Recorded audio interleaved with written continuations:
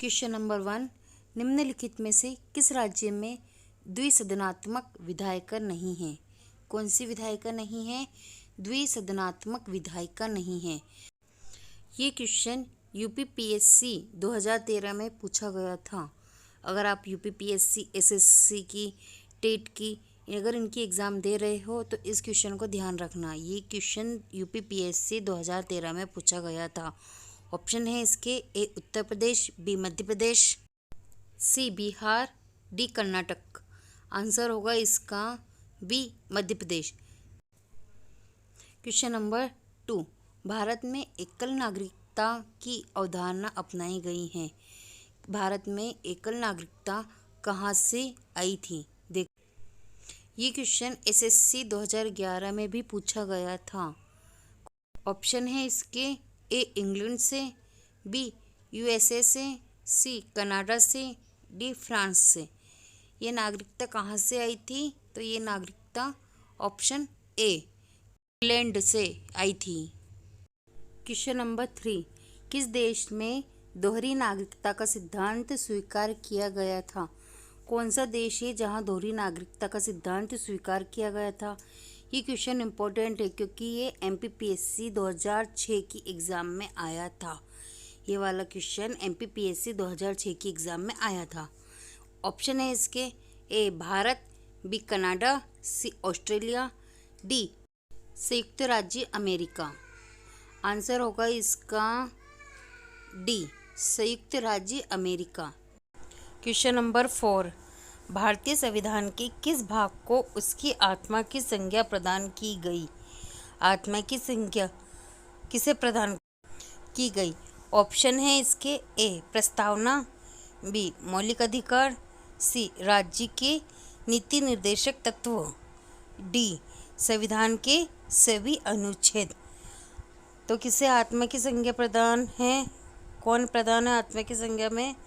तो ए प्रस्तावना। आंसर होगा इसका ए प्रस्तावना।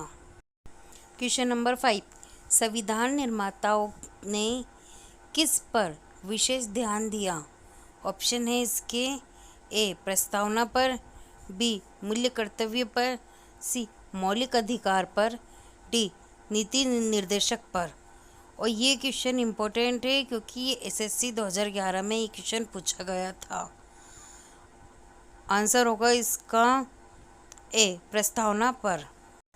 क्वेश्चन नंबर 6, 92वें संविधान संशोधन अधिनियम द्वारा 1985 ईस्वी में कौन सी अनुसूची को भारतीय संविधान में शामिल किया गया?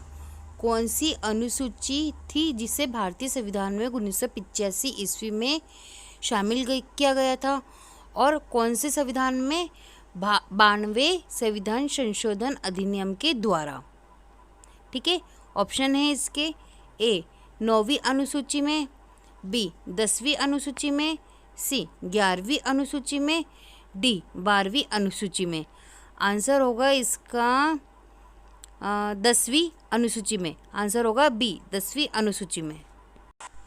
क्वेश्चन नंबर 7, एक कल्याणकारी राज्य के निर्देश आदर्श वर्णित है। ये क्वेश्चन बीपीएससी 1994 में पूछा गया था। कौन सी एग्ज़ाम में? बीपीएससी 1994 की एग्ज़ाम में ये क्वेश्चन पूछा गया था। अगर आपने मेरे चैनल को लाइक सब्सक्राइब नहीं किया है तो प्लीज़ मेरे चैनल को सब्सक्राइब ज़रूर करिएगा, लाइक करिएगा, ताकि जब भी मैं ऐसे क्वेश्चन अपलोड करूं तो आपके पास ऐसे क्वेश्चन सबसे पहले आ जाए। ऑप्शन है: ए राज्य के नीति निर्देशक तत्वों में, बी मौलिक अधिकारों के अध्याय में, सी संविधान की 7वीं अनुसूची में, डी संविधान की प्रस्तावना में। आंसर होगा इसका ए राज्य के नीति निर्देशक तत्वों में। क्वेश्चन नंबर 8, भारत के संविधान में कहा गया है कि भारत की संसद के 3 अंग होते हैं। कितने अंग है भारत की संसद के? 3 अंग। पहला अंग लोकसभा, दूसरा अंग राज्यसभा, जबकि तीसरा अंग क्या है? तीसरा अंग होगा, ऑप्शन है इसके: ए राष्ट्रपति, बी उपराष्ट्रपति, सी प्रधानमंत्री, डी लोकसभा अध्यक्ष। हमें मालूम है कि संसद में 2 सदस्यों का तो पता है सबको, एक होता है लोकसभा, दूसरा होता है राज्यसभा। इसमें तीसरा सदस्य होता है राष्ट्रपति। आंसर होगा ए, राष्ट्रपति। क्वेश्चन नंबर 9, कौन सा अनुच्छेद संसद के 2 अधिवेशनों के बीच 6 माह के अंतराल की अनिवार्यता का उल्लेख करता है? कितने माह के अंतराल की? 6 माह के अंतराल की अनिवार्यता का उल्लेख करता है। कौन? संसद के 2 अधिवेशनों के बीच कौन सा अनुच्छेद है देखते हैं। ए, अनुच्छेद 81, बी, अनुच्छेद 82, सी, अनुच्छेद 83, डी, अनुच्छेद 85। आंसर होगा इसका अनुच्छेद 85। आंसर होगा डी, अनुच्छेद 85। क्वेश्चन नंबर 10, निम्नलिखित में से किस राज्य में द्विसदनात्मक विधायिका नहीं है? ये क्वेश्चन UPPCS 2013 में पूछा गया था।